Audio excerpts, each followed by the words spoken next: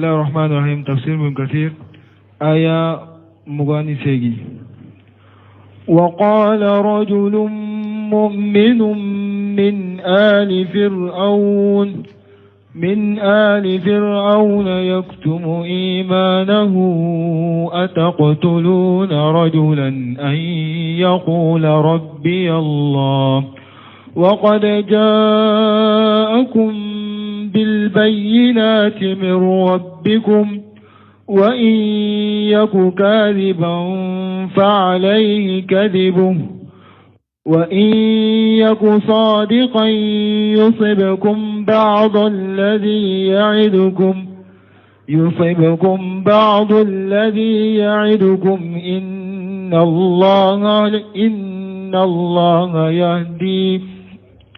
إن الله يهدي من هو مسرف كذاب. إن الله لا يهدي من هو مسرف كذاب. يا قوم لكم الملك اليوم ظاهرين في الأرض فمن ينصرنا من بعث الله إن جاءنا. قال فرعون ما أريكم إلا ما أرى وما أهديكم إلا سبيل الرشاد. بسم الله الرحمن الرحيم. والصلاة والسلام على نبينا محمد وعلى آله وأصحابه وسلم تسليما كثيرا. سبحانك لا علم لنا إلا ما علمتنا إنك أنت العليم الحكيم.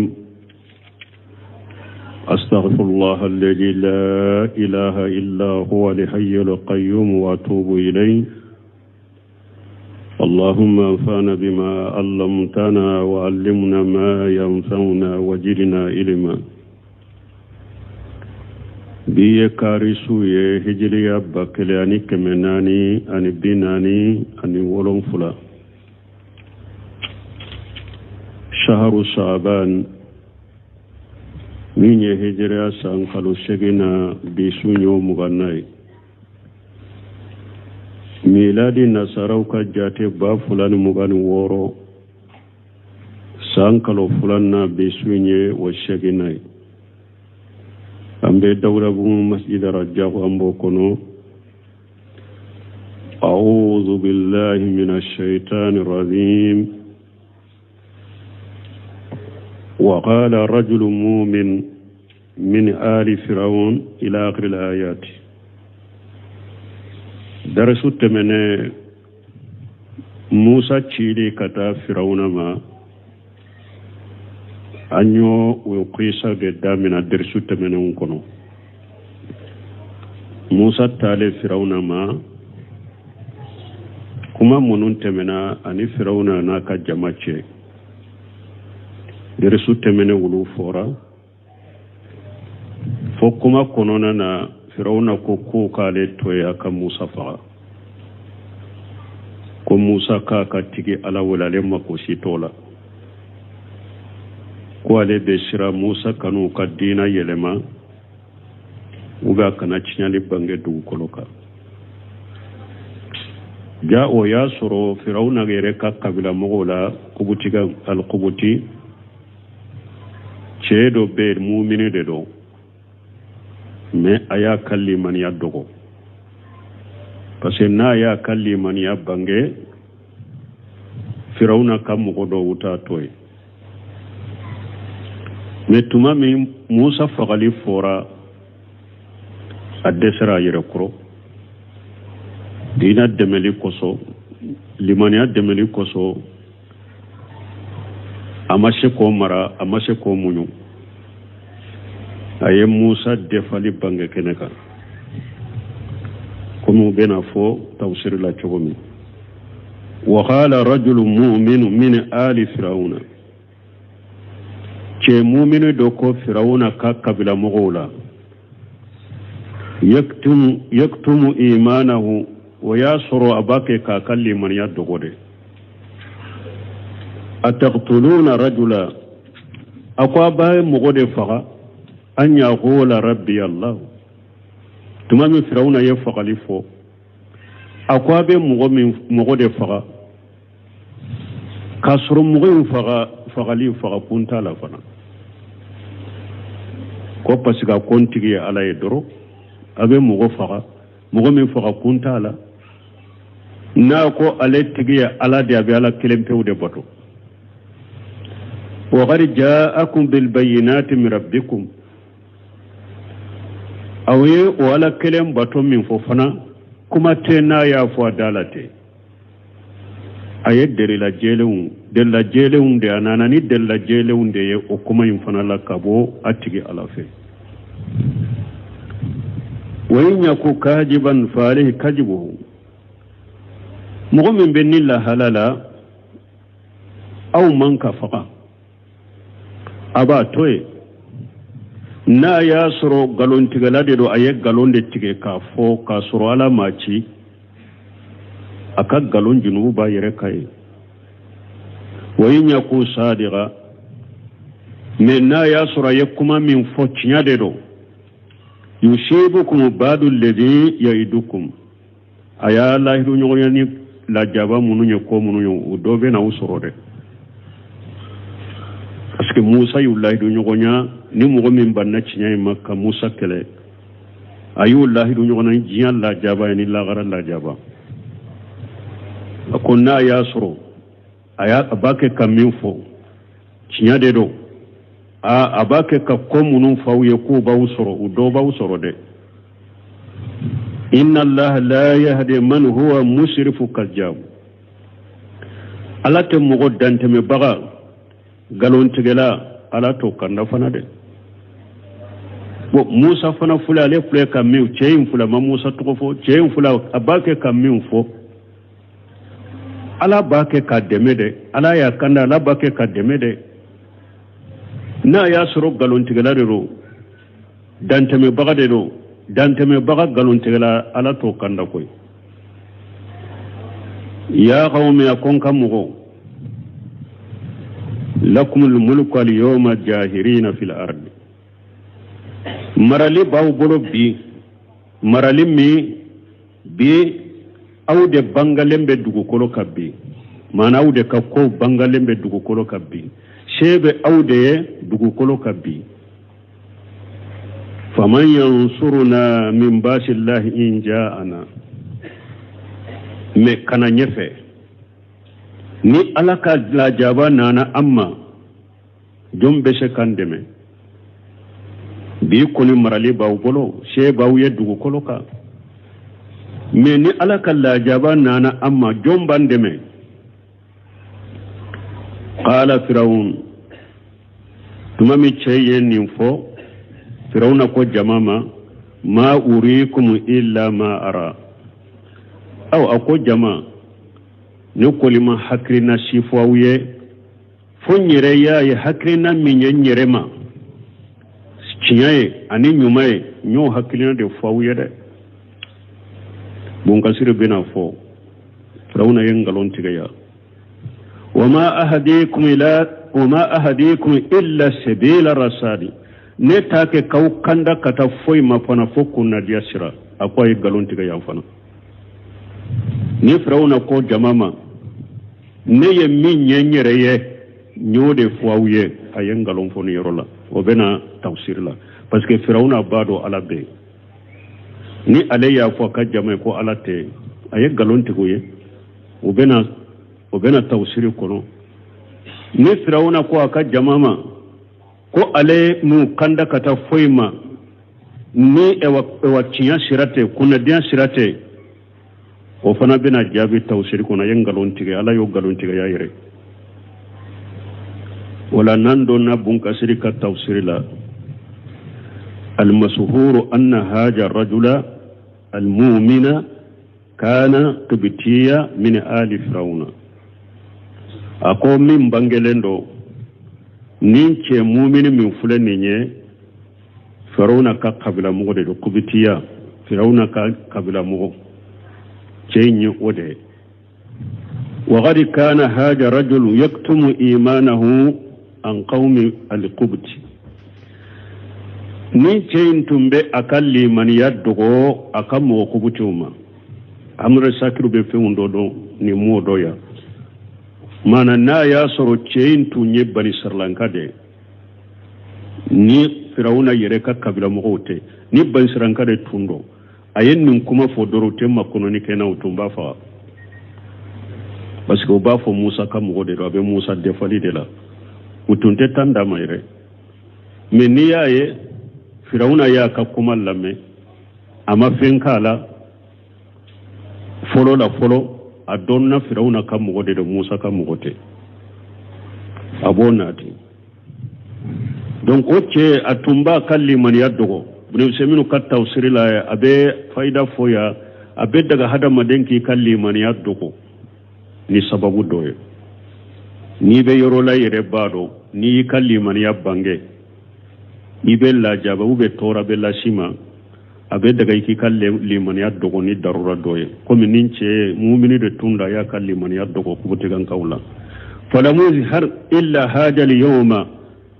hina qala fir'aun ama kalli man yabbange fonin doy tumami fir'auna ko jaruni aqtulu Musa tumami firawna ko ayen toyen ka Musa faqa faqajat ar-rajulu qadabatu lillahi azza wa jalla dimi ye chey minaka dimi alay masamin kabwa kortale ndo chey diminana alay amashe kalli manato dogola ni yorola wa afdalu jihadi kalimatul adli inda sultanin jairi jihadu nyumanye minye ka kuma tilelen fo na chogo dola ka cinya kuma fo masake jengelen koro masake to nyane kala koro ode ato chei nye cinya kuma fo firawuna do tumbe ninde ke delila jamana in kono ya uka derisula erejo sosowula mimbaruka utumbe fama lagosi minna ni ka jamana don la suku bila fama wula utumbu ka delle ka ni hadisa una nyuguna de kasoro ninte hadisa nin kore inda sultanin zair masake korode ni etara eni masake kele ini masake ekele ni masake kele be masake koro tiya fo ayo yoro la bude semino ko be seka tiya fo masake ni ba koro parce que be seka ayere defa parce que ne kuma do fo ya soro kuma do be e bolo filila ni ya fo masake be seka nyono ni ke kabo ayere ka a ni ya ye ne ninke nyen ninfo ninde do be seka tiya bangi ka nyono ni ke kabo ayere ka emme joli ka mimbarika ube ka dersula ube isigile yoro dolo reso ka kuma bila masake ko fe ka kuma fo masake ko ka bila we koro folide ote konne si hade konnan jiade o ye koro folide ni hadisa de ni ba koro de iba koro etara masake sigire ube be masake koro e ye tinya kuma foye la nyini ye ode men ninte ka fo akofe o ye fitina ni cinyali de ani korofoli o ka famu wala ajama min hadhihi kalimati inda fir'auna mun kasiri ko kuma maboni nin kuma ye fir'auna koro wa hiya qawluhu wa yakuma jumaye ceyin ka kuma ataqtuluna rajula an yaqula rabbi allah abe mugode faga mugomin fana faga kunta la fo akwa tigiya ala yadro abode faga ni nyekuma baye na fura firawna koro allahumma illa ma arawahu li bughari fi shay'in nin kuma bado ni kuma shite kaleyen fo minna na bughari kaf kitabu sahalin kono ani urwata ibn jubair radiyallahu ta'ala anhuma karisa min urwata ibn jubair malaka je kabu fula bema قال قلت لعبد الله بن عمرو بن عاص رضي الله عنهما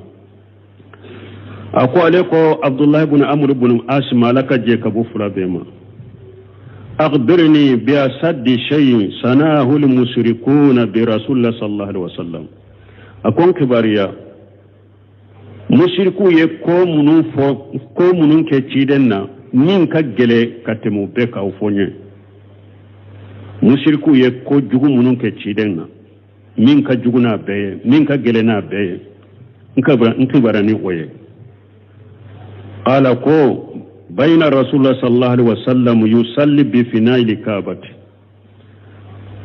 ako dondola fenne ñogonce ka ciden to abe salli alikaba kenenka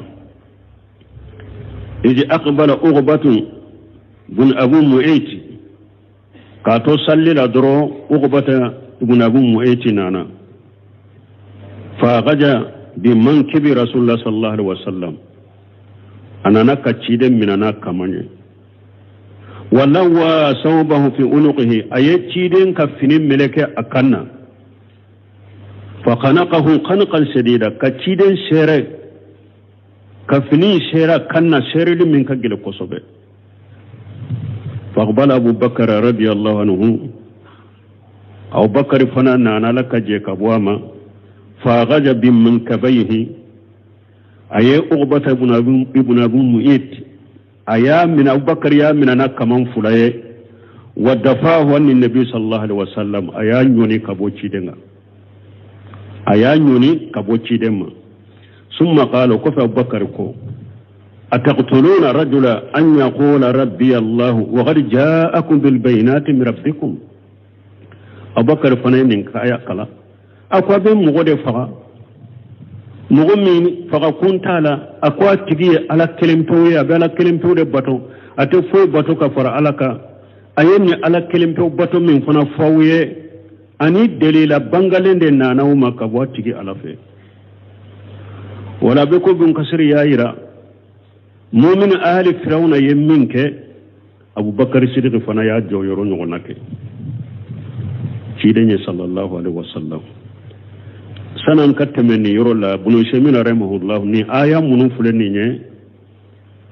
aye faida tani nanu bola aka tawsiri kono nisqa min benne bolo nisukata numa bunu seminu ka tawsiri soro yoro min be abdurrahman sadi ka tawsiri faraka jiju al mujalladu tashu mujalladu konontonna wabata suratul jumaru ila suratul fatih ulu debe ale kono bon ni qisa yere ni chen ka qisa mu'min ali firawna ka qisa imbe yere ni ya be muraja kono abe ibn faida do sura la dawa chogola abe faida do bola donc ni yoro la ye faida tani nani fonni aya dama no fe me worona ako o min fawaidiha al-udul an tayin khawfa min at-tuhmati ako benni aya faida wala ika jenge kabo mana ika mo ka togo foli kere ka mo kere na togo ko fo iko toye ni srana tuhuma keliye mana e ba fe ka mo do deme men ni nya togo fo chapu a ubey tuhuma ka fo ni yaye ayen min togo fo aya togo fote ni nya ka mo do de wala e kanka demeni min ke woti itese ka oke uboro tuguni ibe sirada enyed parce que ubado sisa yana be nyukon kalama wayin sita kunna yijai kafo faqul isti'mal al ma'aridi ko ika ewa kuma jenge ika ewa kuma ewa temesira ika kuma temesira ika barake noye ma'aridi yemunye ko dobe eduskun kono illa nyini yode me to fo da kono ka bange mugo kana do yibolo kunna kadebe se ka foko ika okoyinke li qawlihi chaynka kuma koso ataqtuluna rajula na kwa beche faga wala mu yaqulu ataqtuluna musa ama fa be musa faga li'annahu law ayyanahu bi ismihi la antahamahu an-nas parce que na tunye musa togofo mo tumba tukumake bi anna lahu silatu bi kafo ani musa be nyugon kalama na tunye musa togofo utumba tuhumake ko ani musa be nyugon kalama wa fasada ma yuridu abe milla nyino tumbe chiyabono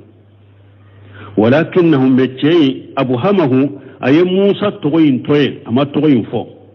wa qala ko ataqtuluna rajula an yaqulu rabbi Allah ako abe cede faga min ko atige ala ila akhir al aya ayen ni fayda foya yoro do be ibe togo foto yo te komi ko israna mo nyew parce que ni nye togo fo ken ni yoro la ka kere ka mo togo fo ni yoro la nkalla ni te so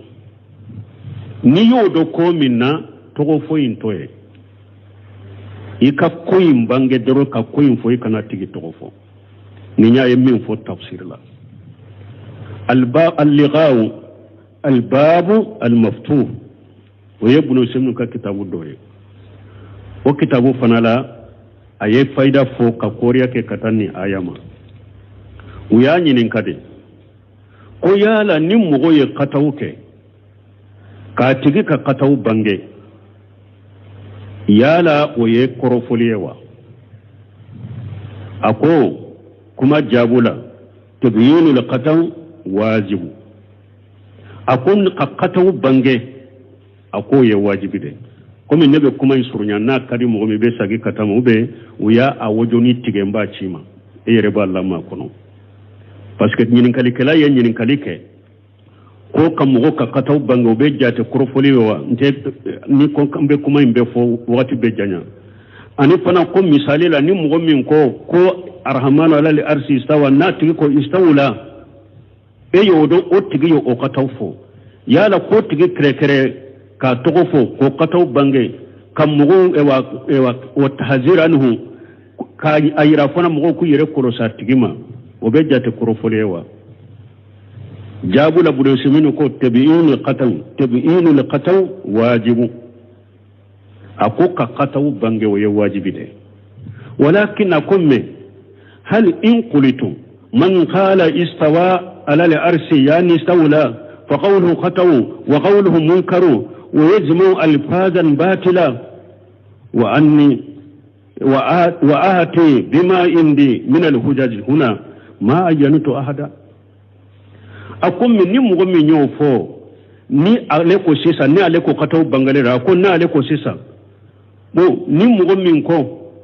ala koro taral larishika ni mugomin ko ala kamara de bel larishika atike ka kuma ye katawe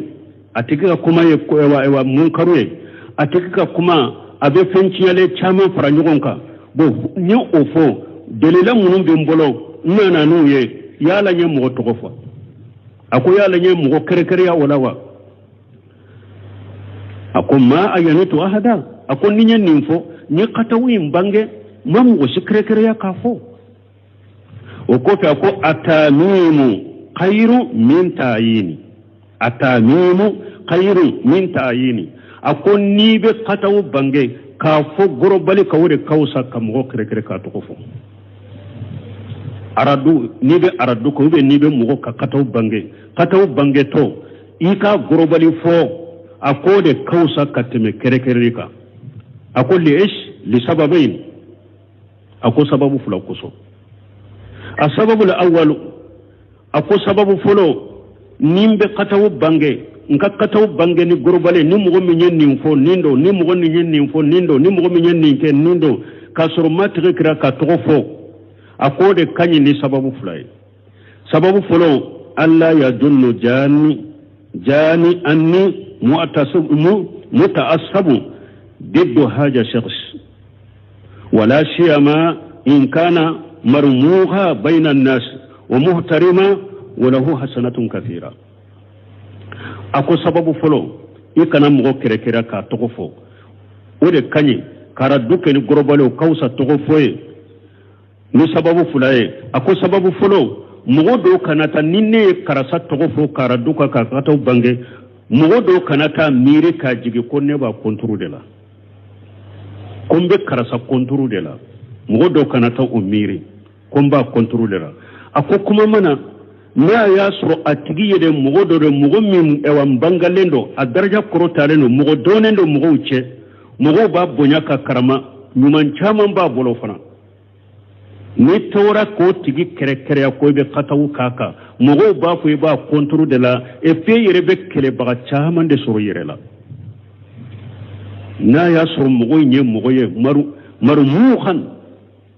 akan daraja korotale no mo donen do mo chela a daraja korotane mo chela mo bonyalen do bo ba abonyade numan chaman de ba bolo fana ni tara ko to kere ya kara duko oka mo ba miri ko ibo control de la eka kataw sagile ka kataw bangel yerote minaye ote minaye ako ni foloy ashayu sani أكفلنا أن يكون هذا الحكم عليه وعلى خيره ممن شاركه من هذه البدع ولهذا وبنا كمال ولا أكوس أوفلنا إكنا توكر كركافو أكفر كيري نك عليك يقطع من بانجي كيري نك عليك أني عليتنا مغو يا كبيريا نيونا يفو مغو فرالك وبيدا نيونا فولينا وبيدا نيونا كيليلا kuma inu beta ni ema kere nike eye ewa kataw bangeli gorobali de ale yo sawo mo wore mi nyo kataw nyogona fo mo wore mi nyo kataw nyogona ke wa kuma imbu beta asaba mun na fa fula na fure ninye mais ni eye karasa de kere ka toko ka kataw fo ko karasa nin fo karasa ninke ha o kataw bangeli be da tigima ni mo wore mi nya ba fo kante nema ninye karasa de ka koy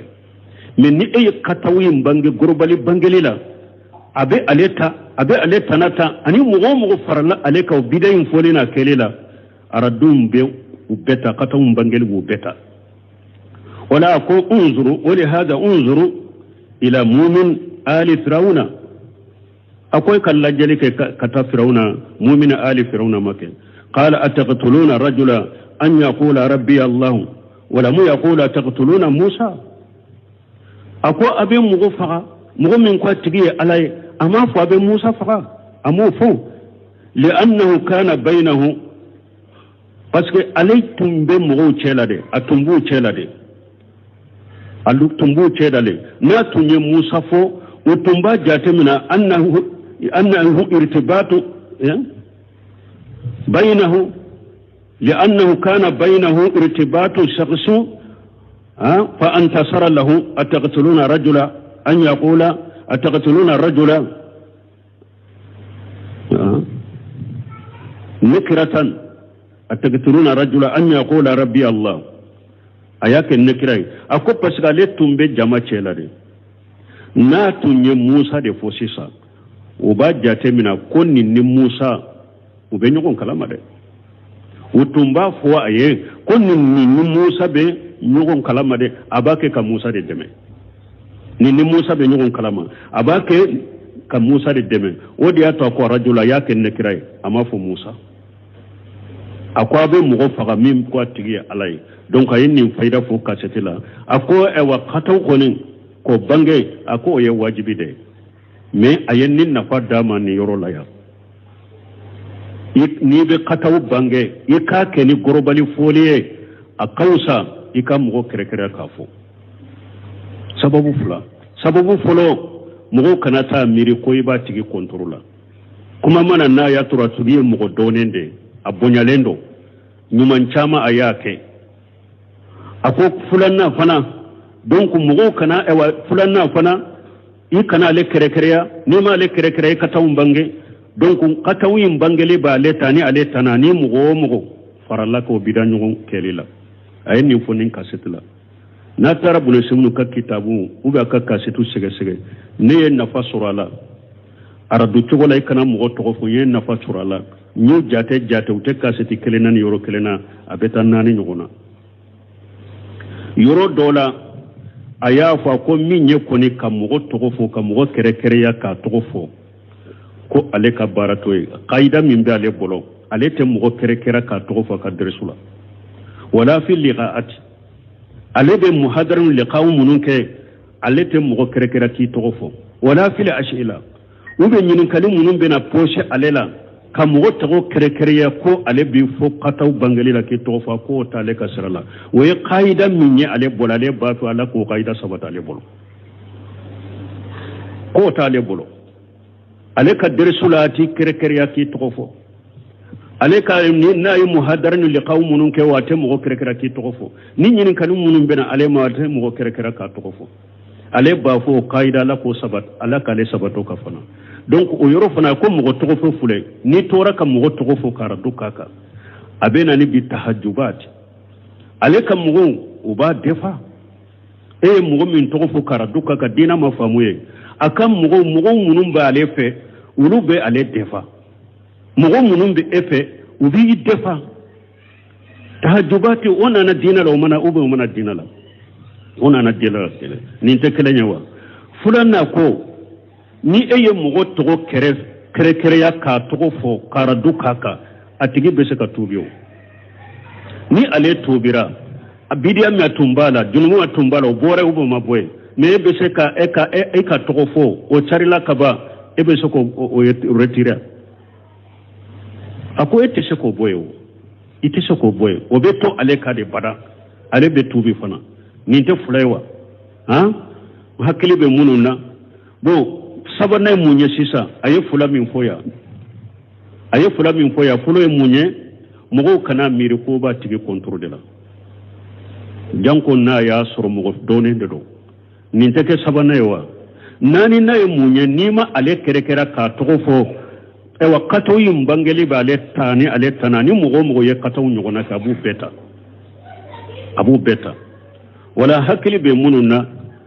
nin faida nani nin nafa nani bunu seminu ya fo nin nafa nani ni be mogo ka kato bangu be ara duka ka to fo li toy nin nafa nani bala mais an ni mogo ka famu fana an ma fo ka mogo kere ka to fe ka ara duka ka wote dina kono de mogo ko famu de o be dina kono me lesiri de te gumbaji nyenen karawala ako qaida ye de ka kato bangu kana mogo to fo de qaida ako cire nyere tumbo de ke ma balu aqwamu yaquluna kaja ma balu aqwamu yafaluna kaja ako cire nyere tumbe nin to de la mogo ka koye munye mogo munum be nin fo mogo ka koye munye mogo munum be nin ke gumbaji ko qaida ye de ka kataw bange karadu ke kana mogo to fo qaida ye de lesri yo de dina la folo to fo bena darura de bena ni to fo ani nesiha de bena ni to fo mogo do de do ale do na ni tialie aka cinyali bonyana kosobe bidiya mugo do aka cinyali bonyana kosobe me mugo ta kala halado ube aka kitabu bidiya jugu de ba aka kitabu lo ka cinyali kabo me mugo tudo bo iko togofo ko bange karasa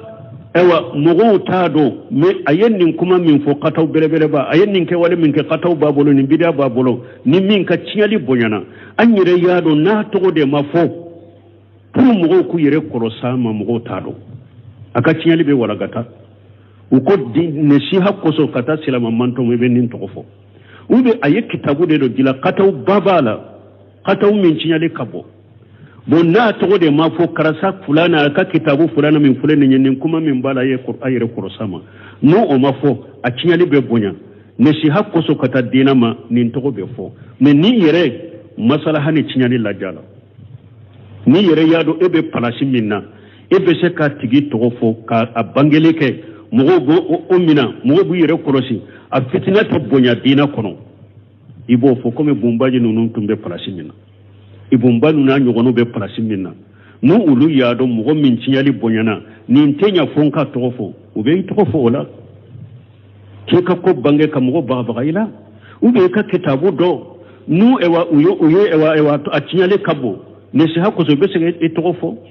ori ato bunan simini ye kasete min fo ko ayin nonu fo akono ako kaseti laba akoni mugo min ye katawke ibaka kataw bange akom me sanin ka kataw bange folo kara dukaka mbe intisalu deke mba wele de folo akoy ben ne si hade kaye folo ikele na kele iba wele ube abe munakhasa ke kan ne si hakaye iba soro ebe fendo jate ko kataw do kasuru tinya bale de bolo ede be katawla ina tigibe nyogon kuma nyogonya de folo na nyogon kuma nyogonya adonna abe min ka katawde do eyen ne shi hakai ikele na kele amaso ako odela shi sai be sigara dukaka oyere akoy ka araduke kuma fotauka ika araduke mankutauka akode kanye kateme katoka mugo tofo ku be aradukuka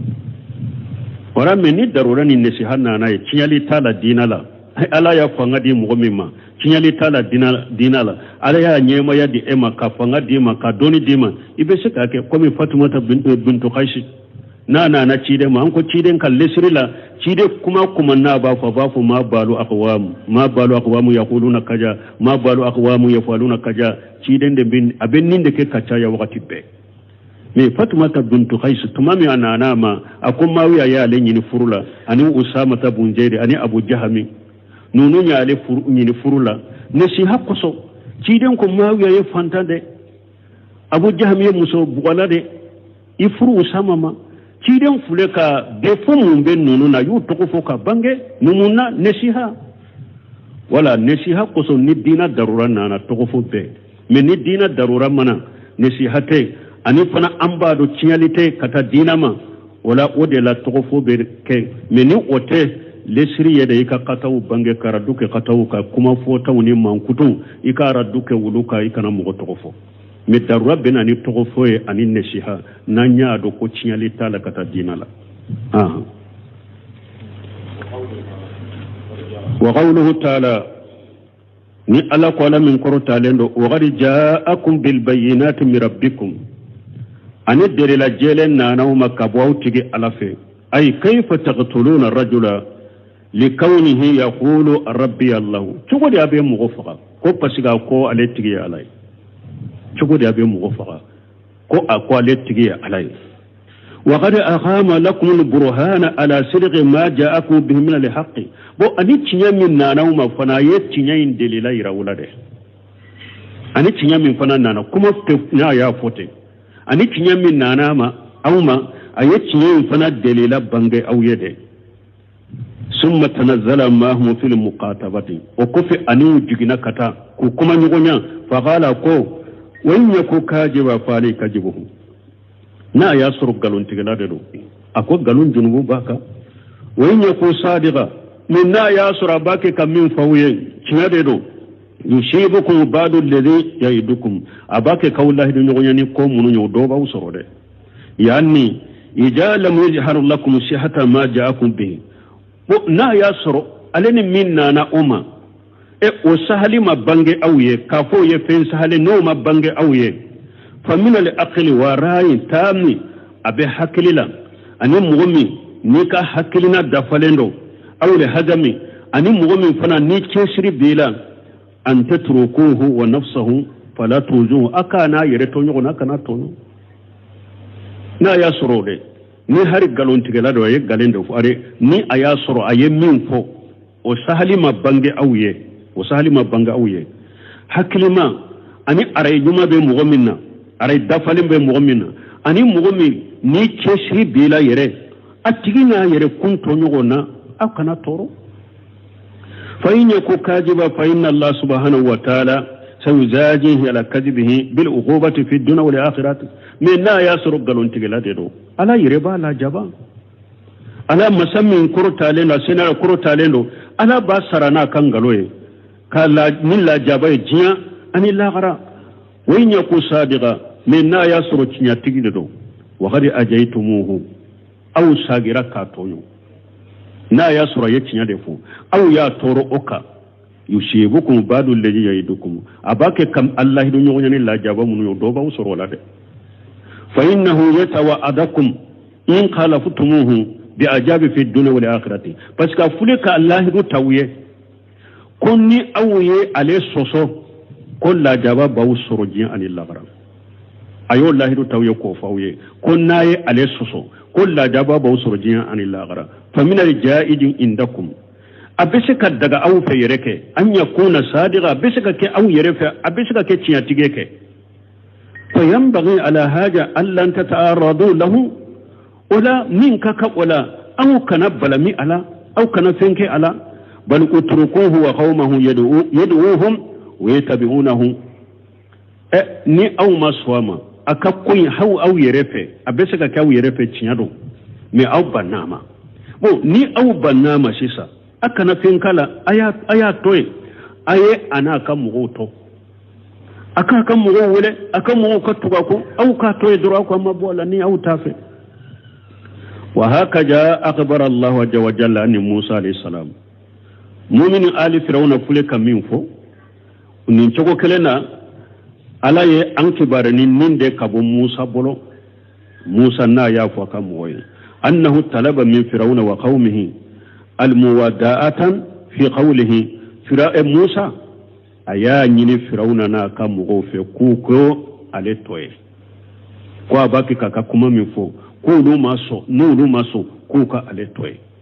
o fora ya jumanna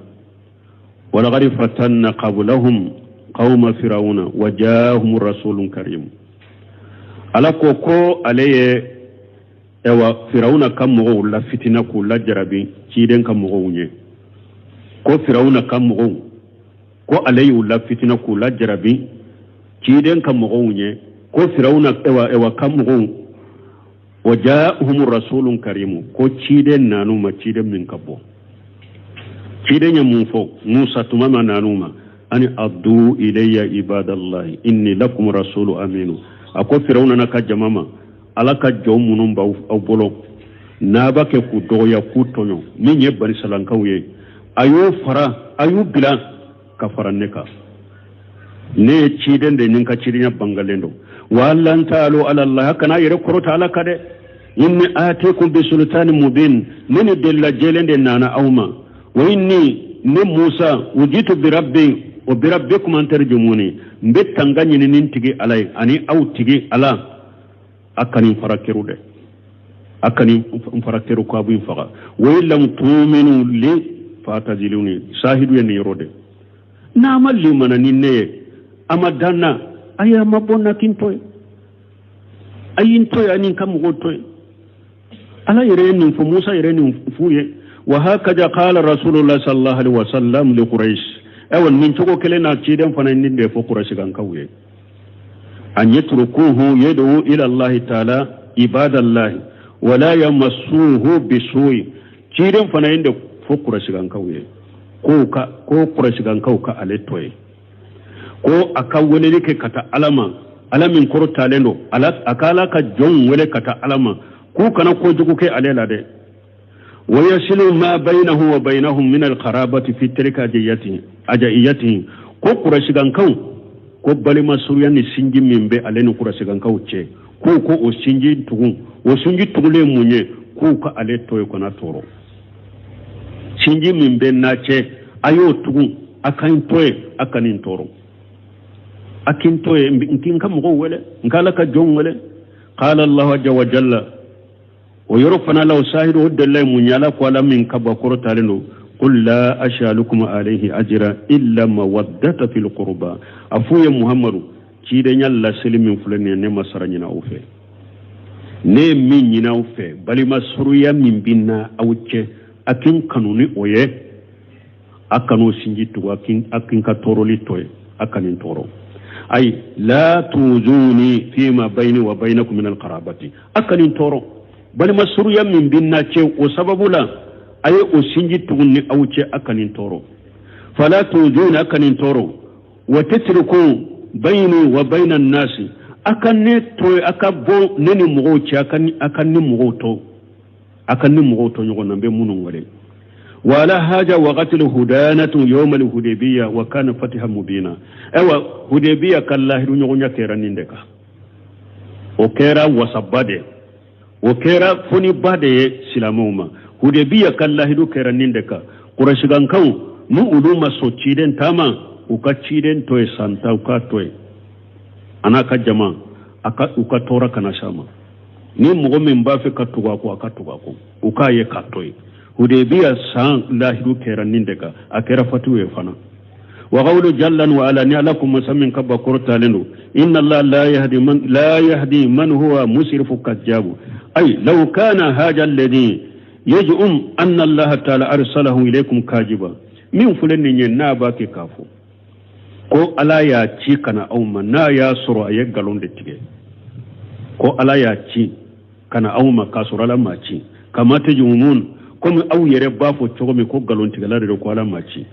na ya suru o cogo de do la kana amruhu bayyina yajharu li kulli ahadi fi aqwali wa afwalihi otumbe bange kene ka beye aka kuma fotauna ka ke taula فكانت تكون في قية الاختلاف والاعتراف أكاكما تنبنيون سوسو أكاكما تنبنيون غشي na ya soro ga ke kam min fo ko ye ci de nyam min fo la ma cha yengalon de fo na ya soro otu nye cinya de aka kuma otu be nyugo goshi aka kuma otu be nyugo soso wa haja nara amruhu shadidan wa manhajuhu mustaqima aw min fulen ninye aka ko bebe kunna jade la aka ko be abebe cinya de ka aka shira fana tilele ne do walau kana min al musrifina likadibina min fulen ni nin tunye mo dante me bagaw dode ube na yasru galon tigalaw dode do lama hadahu Allah wa rasadahu ala tunta kanda ka kunadiya ila ma tarawna min intijami amri wa fi'lihi akakkun wori ganizene do akakkun anaka ketan wori ganizene do chogomi na yasru nimbe nin fo ne tinyate ko tunte kenin chogola summa qala al mu'min وكفى مؤمن آل فرعون كم مؤمنين كو مهجر قومه جوال نعمة الله عليهم وهلول نعمة الله بهم نابك كوبغبغا كوكو يركروش على كجنغ كتا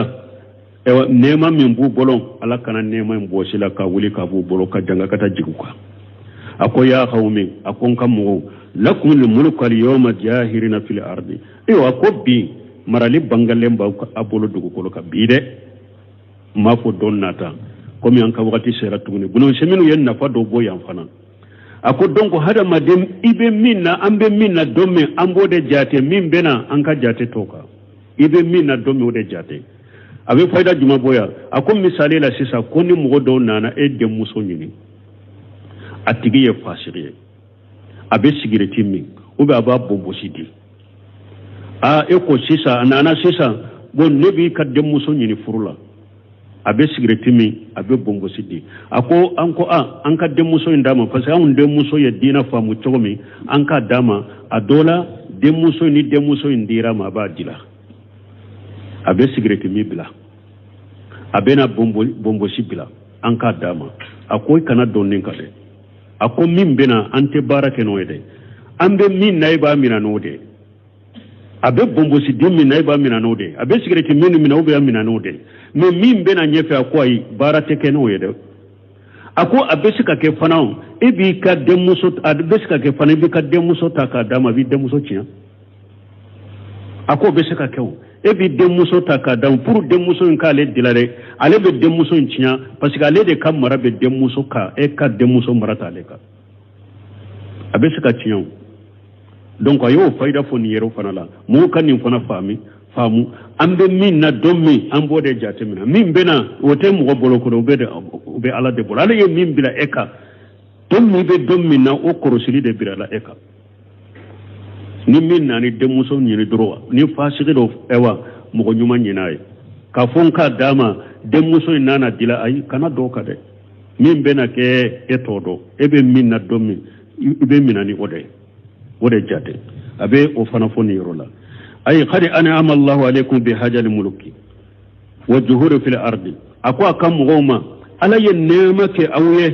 ni maraliye ani aye bangele ke awye ka sheka awye dugu kolola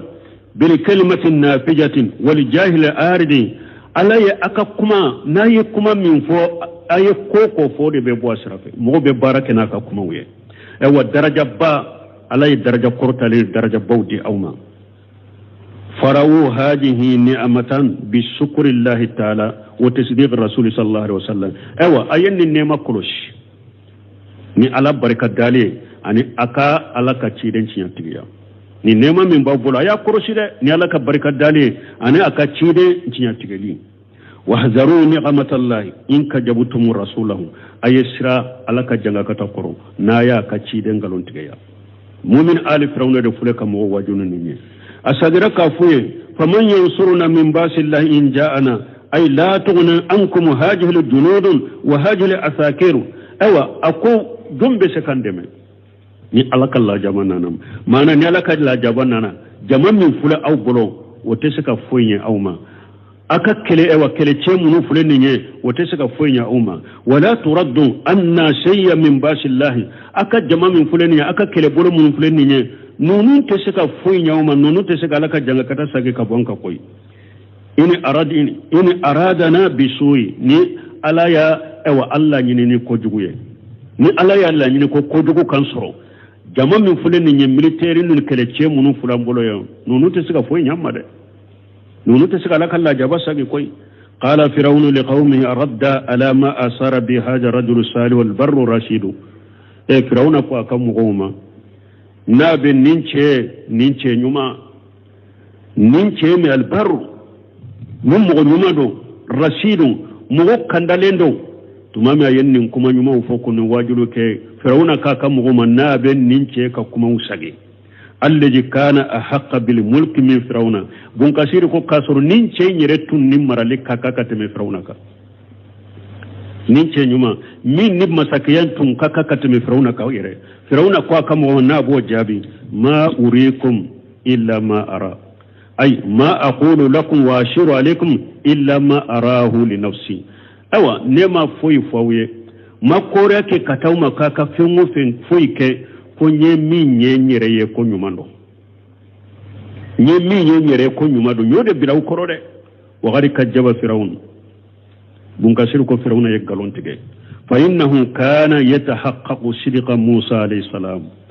firaun tumbe Musa cinya tigiya o tumbe tiga Musa cinya tigiya haqiqa tumbe firaun dusukun kono na ko Musa ye galon tige la de yede alaye minye Musa ka kola nimbe alaye ren ninna Musa ka kola fule ko de fo Musa ko abina ka dina de yelema ube abina cinyali bange dugu koloka ayo galon tige haqiqa mimbe firawna yere dusukun kono Musa cinya tigiya fima jabihi min risalati Musa ni cidenya minna na firawna dale mbala dusukun kono yere bonya de yabba o nyinin o lammi ala ko chukodi wa qala Allah ta'ala ala ko lamin koro taleno قال من رسالته قال أنا قوم لقد علمت ما أنزل هؤلاء إلا رب السماوات والأرض بصائر سورة الإسراء كنو تمام موسى نتامان شمونون نانا كويرا فرعون لا منون بموسى كا اوا تشيدنيا تشيا تيغيا تمام فرعون يون نانكاريا موسى كواما أكو والله فرعون أي رياضو لقد أي قال موسى ko lagari almuta Musa de don Allah fule ka Musa de ka kuma saganye Musa ko Firauna ma ko Firauna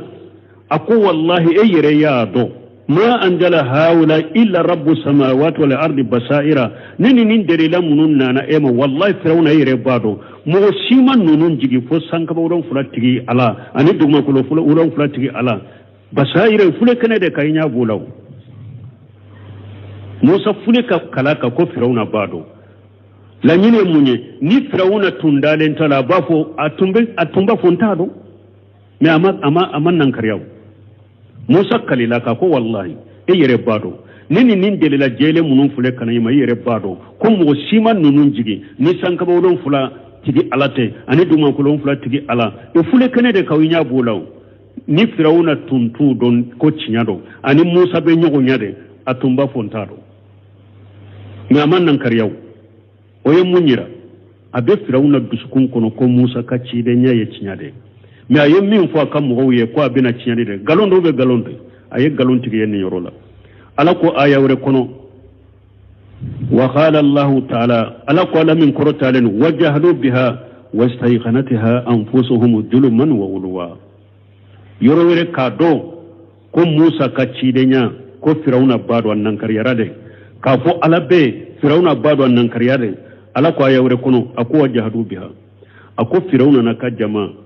Musa ka cidenya ani alaka alanya uyan nan karyade wasayqanataha anfusuhum me dusukun unnin kono dankalembe nay ubannade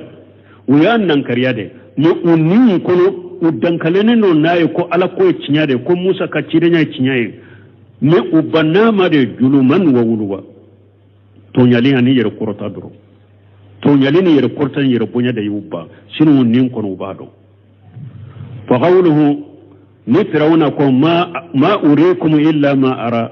ma fuyira wala funyire yemin yenyere ko cinyado kajaba fihi wa fara awa kunnin fana aye galon tigenni na ka galon ba tigenni ne fana galon jugu وقان الله تبارك وتعالى ورسوله صلى الله عليه وسلم ورأيته أي على جنفا فرعون ننكملا أي نغلون تيكي أي نغلون بان تيكي ننكملا أيوة أي على جنفا على مهيرا كاچا كورتا فرعون على جنفا ننكما فوليلا أي على كاچيري موسى يا جنفا أيوة أياكا population فنا جنفا فقصهم وما نسحهم أياكا population جنفا أما كنن جاكوية وكجا قوله أيوة وتوكلنا فرعون ككما ناكو وما أهديكم إلا سبيل الرسال ما كان كتفويما فكنا ديك الشرا أي وما أدعوكم إلا إلى طريق الحق وصدق ورسال ما ولي كتفويما فتنيا سرا أني أيوة كنا ديا سرا نيولي كتأودما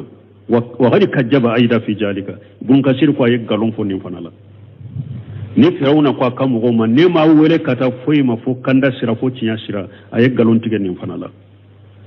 wa in kana qawmuhu qad atawuhu wa tabawhu harina yasura kam go tuguraku usunna utuguraku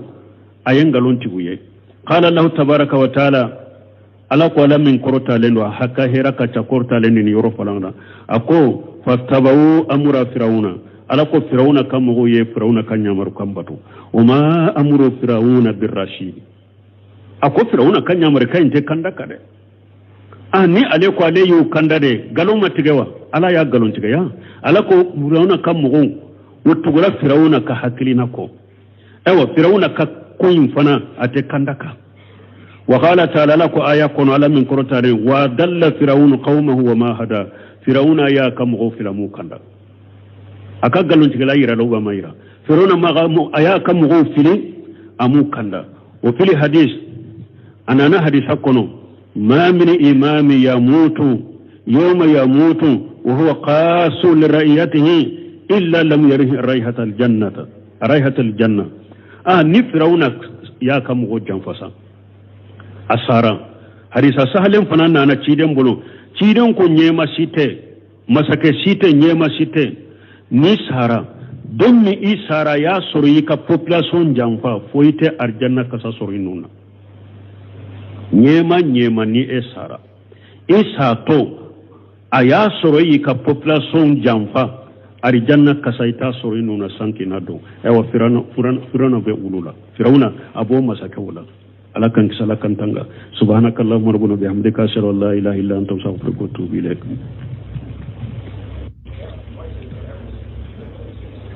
أعوذ بالله من الشيطان الرجيم بسم الله الرحمن الرحيم تفسير ابن كثير آية مغاني سيجي وقال